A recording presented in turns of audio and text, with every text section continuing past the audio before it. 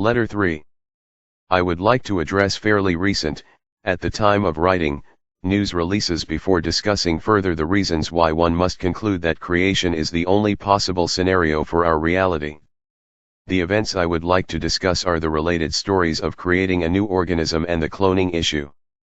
I admonish everyone beforehand that neither of these endeavors is a creation process.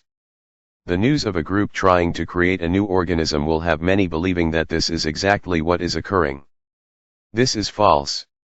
What is actually occurring is that a group is taking an existing organism, removing the DNA material, and attempting to replace it with synthesized DNA.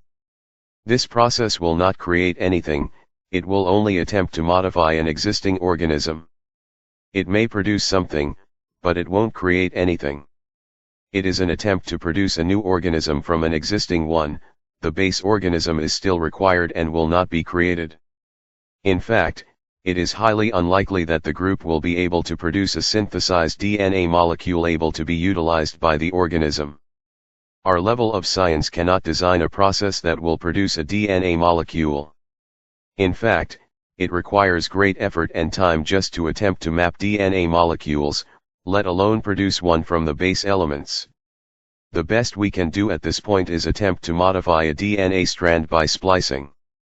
But once again, this requires the already existing strand and only modifies it, it does not create a DNA strand. And this is exactly what occurred. The researchers used already existing DNA strands and coupled them together. The other news story is regarding cloning and is related to the above in that the cloners have purported to introduce DNA material from an individual into an egg that had its DNA removed. Again, this process does not create anything, it only modifies existing material. In fact, the purported accomplishment has been exposed as a fraud since the genetic testing required to prove the claim will never be done. It is especially important that people be aware that the above processes do not involve creating but rather only manipulating existing material. Many will be duped into believing something is being created unless they engage in some critical thinking. As a side note, closely related to the cloning story is the story of an individual who is associated with the cloning company, Clonit, and who founded what is described as a cult. This person claims that life was introduced to this planet by extraterrestrials and that he met with the ETs. This claim is not that far off the mark when you consider that beings from another dimension are technically extraterrestrial. However, those extraterrestrials are humanoid beings, we are created in their image. They exist on a higher level/dimension where a higher level of physics applies, but any claim that they are anything other than human appearing reveals that the author of the tale has not, in fact, had contact with the spiritual beings. Bear in mind that spiritual beings are simply beings from another dimension that, in fact, are identical to us, albeit likely not flesh beings. Thinking of them in this way makes it easier for some to grasp the concept of angelic/spiritual beings. Now, however, I would like to return to building a foundation for creation. Before we can move on to questions like how or why, we must convince as many as possible of the folly in putting one's faith in random events. As argued previously, one can only conclude that the universe and life were created. The notion that life arose by random chance is so impossible is reflected in alternate explanations offered for life's origin. One of these is the theory that life arrived on this planet via a comet, asteroid, or some other celestial body. This one gets an A for effort but does not explain how life arose wherever it originated before it was spread via space travel. There are just no plausible theories for the evolution of these microbes from inert matter, and there are no life forms below them from which they could have evolved. They must have been introduced here, they could not have just appeared from nothing as fully functional structures. To answer the question of why we find only simple organisms back in time, as demonstrated by paleontology, I will use an appropriate analogy, a fish tank. As anyone who has owned a tropical fish tank knows, you cannot simply set up the tank and dump the fish in, they will die. You must first operate the tank for a time to allow the environment to approach what is referred to as a steady state condition. This simply means that you must allow the water to become sufficiently oxygenated, allow the temperature to reach an acceptable value, and allow the algae to begin growing. In other words, the mini ecosystem needs to become balanced and habitable. These are necessary conditions for a tropical fish to be able to survive in a tank.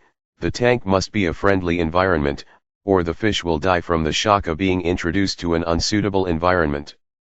Likewise, for this planet, there must be a suitable environment in place before the flora, fauna, and mankind can be expected to prosper. In fact, a closer look into the nature of microbes reveals that the ecosystem of the planet is dependent upon them. If they were to be removed somehow, the ecosystem would crash. Another interesting and telling property of these organisms is the fact that they are estimated to produce 80% of the Earth's oxygen. Now isn't that convenient?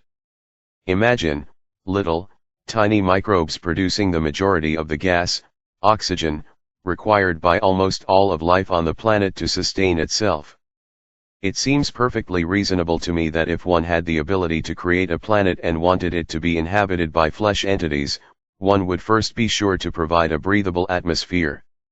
One excellent way to do that is to introduce oxygen-producing organisms. Once the organisms have achieved a minimum oxygen concentration in the atmosphere and have stabilized their population, one could then begin adding elements of the ecosystem, allowing each one ample time to establish a stable, steady-state condition. In this manner, one could add components that build upon the previous ones until the complicated ecosystem that now exists is attained. Keep in mind that the ecosystem is a closed system subject to being thrown into chaos by even one element being removed or damaged. Much like the chicken or the egg question, one can only conclude that an outside agent must be responsible. In fact, if you were to consider the development of any given life form from its inception to maturity as a chain of chemical reactions, which it actually is, one would conclude that probably the egg came first, with the required reaction stages programmed into the initial reactants. Once again, it is demonstrated with this analogy that the complexity of designing a reaction to proceed from reactants like an egg to a life form that is self-sustaining, able to reproduce, and function utilizing principles of physics necessarily excludes random events. I hope that you find some of what I have presented worthy of sharing with others in some way.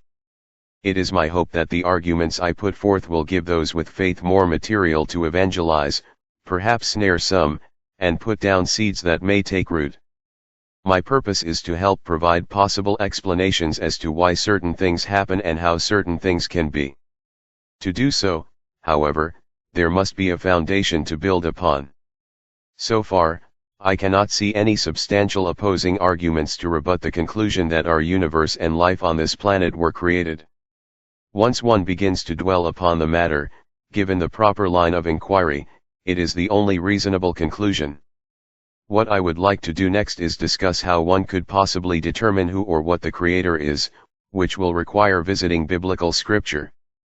I hope that you will bear with me through another discussion later so that I can present more material that people can contemplate or use to further their and others' understanding of our reality.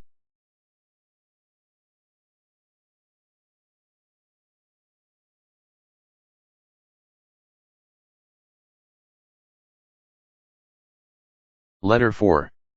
I previously attempted to provide some material that should make one rethink their position if they are of the mind that our existence is simply the result of random events. I would like to address the questions put forward by those with no faith. However, I feel it is necessary to provide more foundation on which to build. Having put a lot of thought into the matter, and having a scientific background myself, I reached the only logical conclusion there is regarding our reality.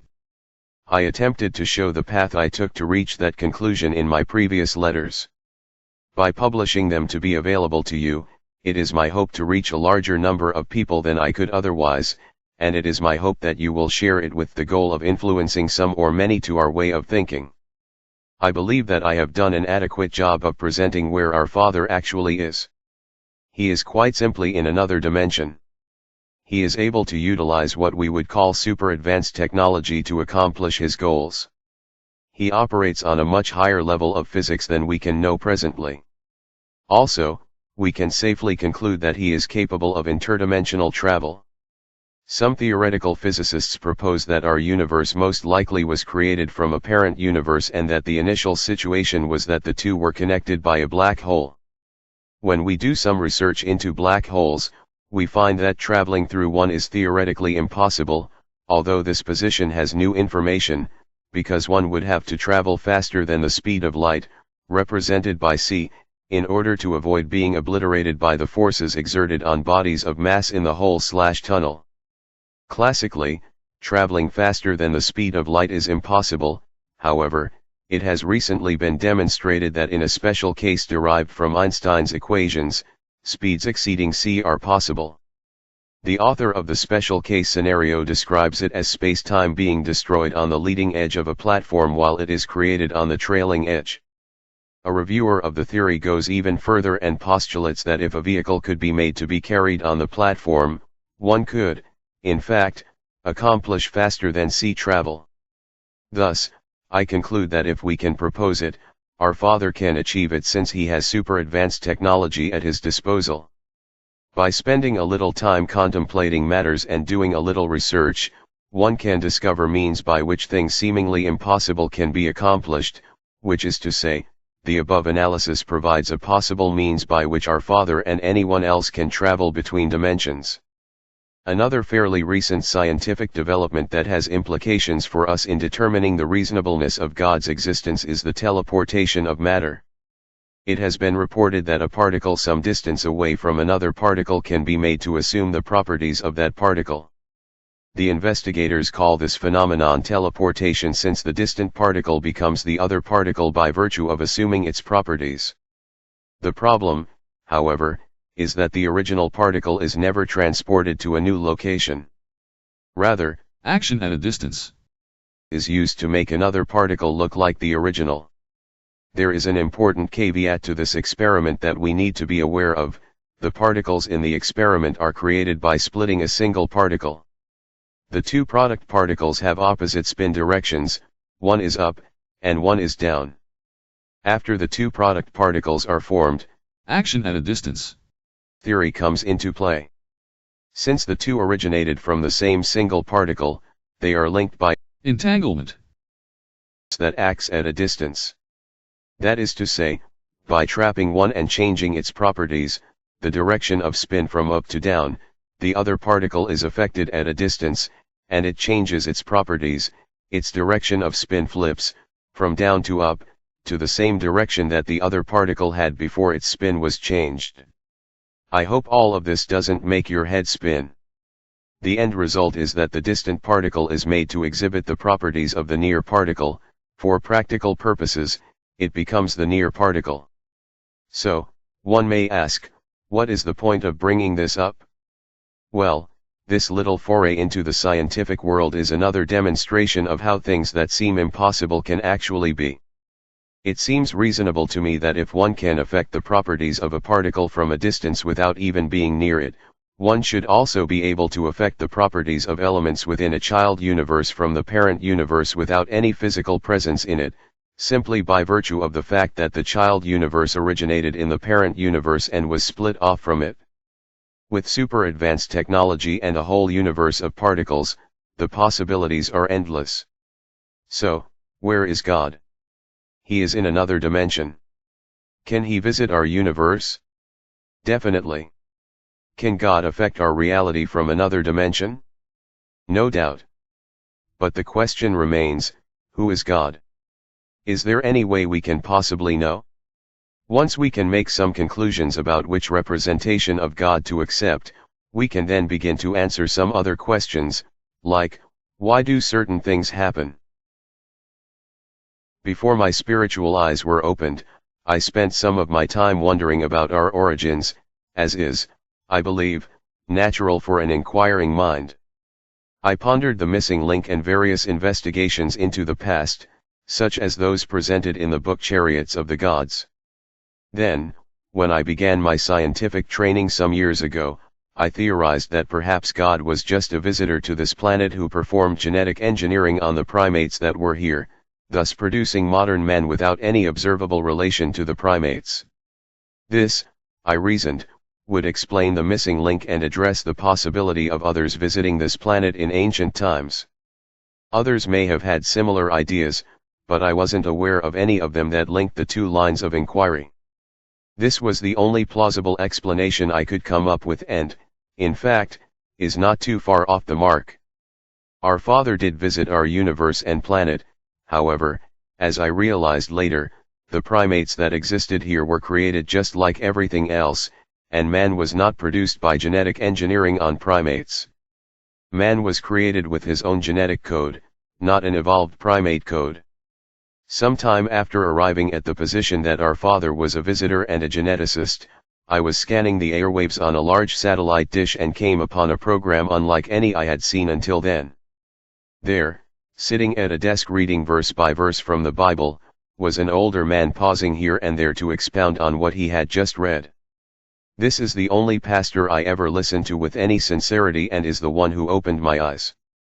He is an excellent Bible teacher and goes into the Hebrew and Greek when it is astute to do so that the students can understand the true meaning of the English translation. On this particular evening, he was reading from Ezekiel. What he said stopped me dead. He was teaching that the wheels in the sky were actually vehicles. I couldn't believe it until I read the scriptures myself. I know that many criticize that interpretation, but here was biblical scripture that, in essence, confirmed my theory. Ezekiel was describing a visit from our Father in a vehicle that can honestly be described as a spaceship. Needless to say, I was floored. I was also glued to that pastor's broadcast. I was very excited, too. I felt as though my mind had just expanded 100-fold. However, being of a technical nature, I need to know the origin of things. For example, when applying equations to scientific problems, I need to know why I can use a specific equation in certain circumstances and how that equation arose. In fact, during my chemical engineering training, I developed equations from first principles just so that I knew why they applied and how they were developed. My professor actually asked for and made copies of my derivations so that she could show them to the accreditation team when they visited our department at our university. The point is that I had to confirm what my pastor was saying. Here are the verses. Ezekiel 1:4, And I looked, and behold, a whirlwind came out of the north, a great cloud, and a fire enfolding itself, and a brightness was about it, and out of the midst thereof as the color of amber, out of the midst of the fire. 5. Also out of the midst thereof came the likeness of 4 living creatures. And this was their appearance, they had the likeness of a man. 14. And the living creatures ran and returned as the appearance of a flash of lightning. 16. The appearance of the wheels and their work was like unto the color of a beryl, and they 4 had one likeness, and their appearance and their work was as it were a wheel in the middle of a wheel. 17. When they went upon their 4 sides, and they turned not when they went. 18. As for their rings, they were so high that they were dreadful, and their rings were full of eyes round about them. 19. And when the living creatures went, the wheels went by them, and when the living creatures were lifted up from the earth, the wheels were lifted up. 20. Whithersoever the Spirit was to go, they went, thither was their spirit to go, and the wheels were lifted up over against them, for the spirit of the living creature was in the wheels. 21. When those went, these went, and when those stood, these stood, and when those were lifted up from the earth, the wheels were lifted up over against them, for the spirit of the living creature was in the wheels. 23. And, under the firmament were their wings straight, the one toward the other, every one had 2, which covered, on this side, and every one had 2, which covered on that side, their bodies. 24. When they stood, they let down their wings. I began to study these verses and found that the Hebrew translated as amber actually means shiny metal. And I concluded from Ezekiel's description that there were people aboard this vehicle, for as he states, they had the likeness of man. These he describes as creatures, and the vehicle they traveled with also, everywhere it went, they went. He also describes its movement as lightning in verse 14, and we know that lightning moves instantaneously as perceived by the human eye. However, the object Ezekiel describes was not in the sky, as many believe, an understandable conclusion given that the term lightning is used. Ezekiel clearly describes what we could call a landing gear, as he observes parts of the object come down from its sides to the ground. The vehicles used a landing gear to rest on the ground and used non-fixed wings to accomplish flying at various speeds. In addition, Ezekiel describes it as coming from out of a whirlwind. It is easy to visualize this as a flying vehicle at ground level because such a vehicle would produce a whirlwind of sand and other materials as it hovered over the ground, particularly in that location. And don't forget this, a vehicle capable of super-sea travel must slow to our frame of reference, thereby creating a thunderous boom as it slows to below Mach 1.